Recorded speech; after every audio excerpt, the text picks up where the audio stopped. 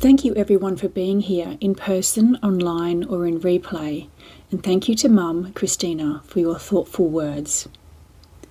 Creating Space follows the inaugural CKF exhibition, which centred on the languages of illness and the storm, which explored rupture and uncertainty.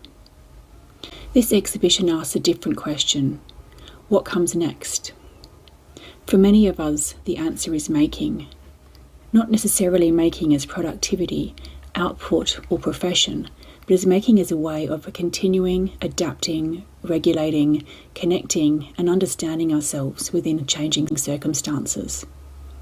Essential making. Curatorially, understanding the work through the artist's own voices was just as important as understanding the works themselves.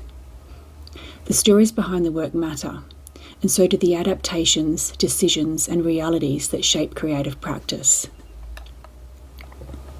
For that reason, the artists' voices sit alongside the exhibition through QR codes, workshops and online materials, which invite visitors into the process, approaches and realities that shape these practices.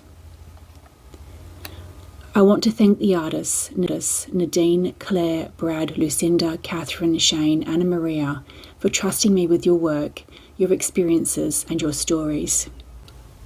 I also want to acknowledge something that often remains invisible with exhibitions like this: the networks of support that makes participation possible. Those families, carers and friends, thank you. You are on the ride with us. Without your support, none of this is possible. The illness communities who share knowledge and understanding, the health and allied professionals willing to listen with openness, the people who help create the conditions in which creative work can continue. Access is often spoke about as an addition to arts practice, but for many artists it is part of the creative infrastructure itself. Creative practice doesn't happen in isolation from the realities of our bodies and lives. Energy fluctuates, cognition changes, immune systems become part of decision making. Flexible timelines, pacing, remote participation and support needs are not barriers to creativity. They are part of the conditions within which creativity happens. For some people, access means the ability to participate.